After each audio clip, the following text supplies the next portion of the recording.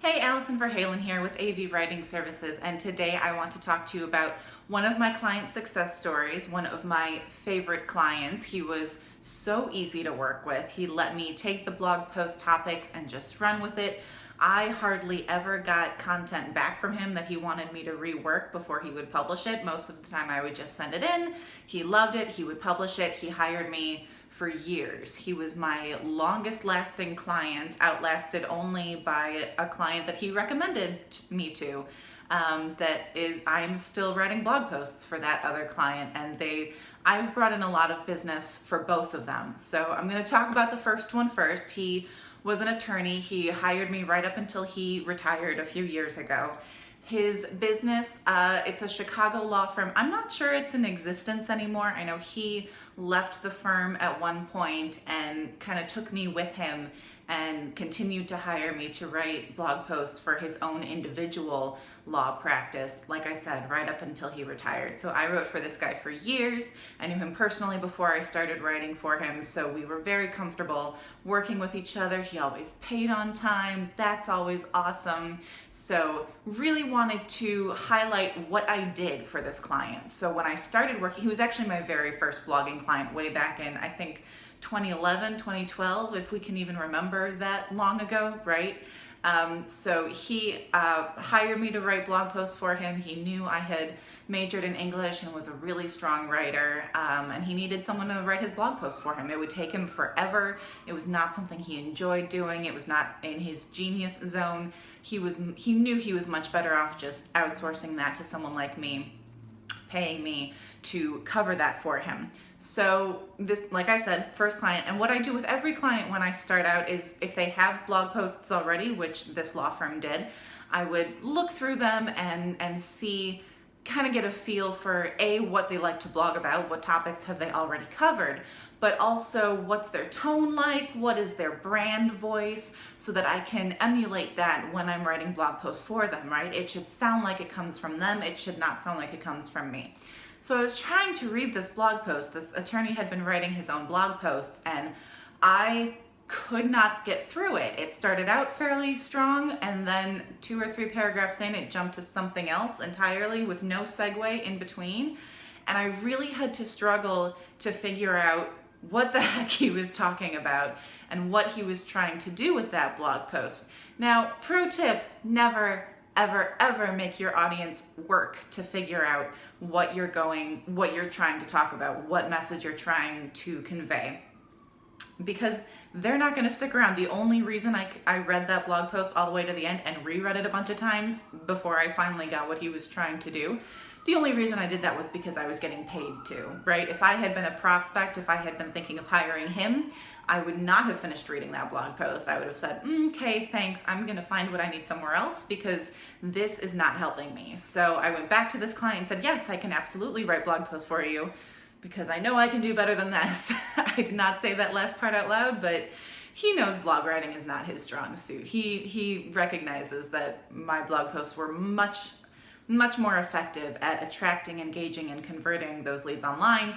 This is not a secret. Again, it was much more beneficial to him to pay me to do the blog posts for him while he focused on what he does best. Now, obviously, he's not an idiot, right? He's an accomplished attorney. He successfully built this thriving law practice twice, because he then left that law firm to do his own law practice. So, and practicing law requires a fair amount of writing. So he has the writing skills. But while blogging skills include writing skills don't always include blogging skills. There's a difference between writing a complaint that's going to get filed in court, between writing something that's going to convince a jury or a judge of something, versus writing a blog post that is going to speak to your target audience who may not have the level of education and training that your jury does, that your fellow attorneys have. You need to not talk down to them, but meet them on their level.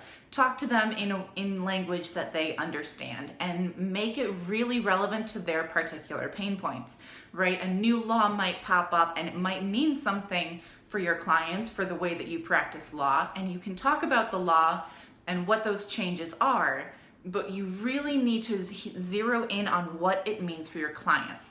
How does that change their opportunities, what they can do in certain situations. Do they have opportunities to go back on something, to sign something else, to add something into their contracts? Do they have to take something out of their contracts because now it's no longer legal?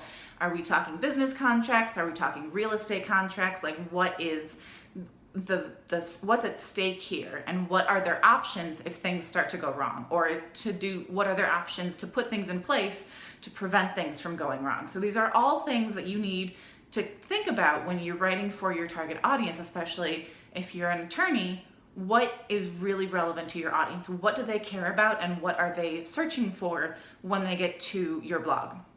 So when I started writing these blog posts for this client, and what I did, my practice for years, was to take an existing case that had been talked about publicly online, or in published like newspapers and magazines, and I would write about that story in my own words in a way that really spoke to his target audience. This is what you need to know about this particular lawsuit.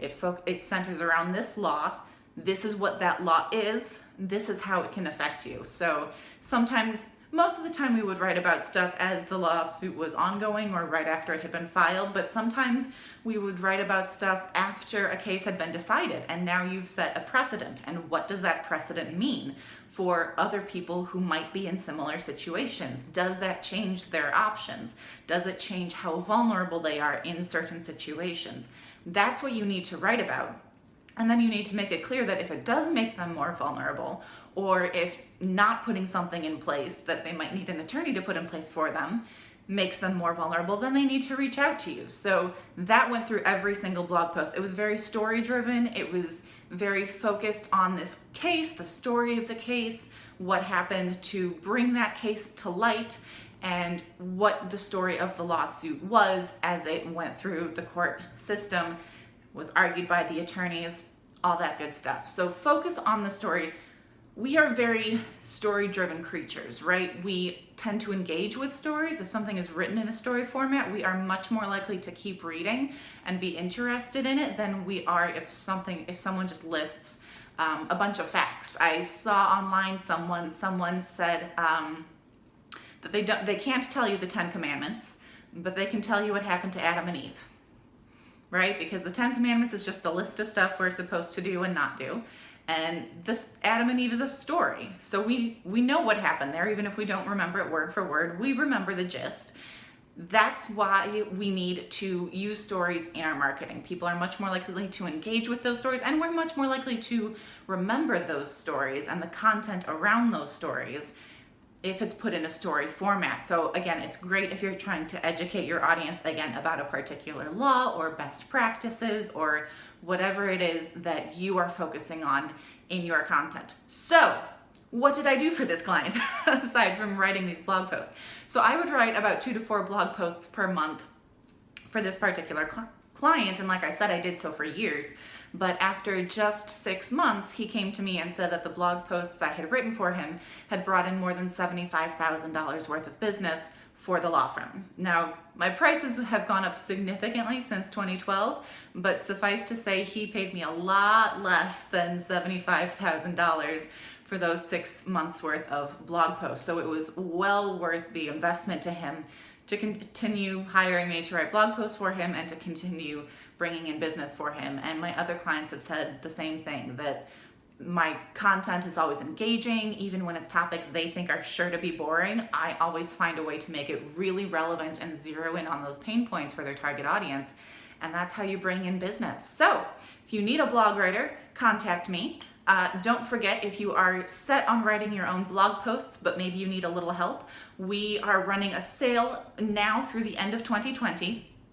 If you buy one of our editorial calendars, which gets you 8 blog post topics you should write, as well as a list of keywords to go with those blog posts. If you buy, that's $300. So if you buy that now, you will also get a 6-month membership in our blogging accountability group for a value of $95. So if you have any questions about that, just reach out to us. All of that information is on our website, avwritingservices.com. If you have any questions, you can reach me directly at info@avwritingservices.com. Thanks so much and have a great week.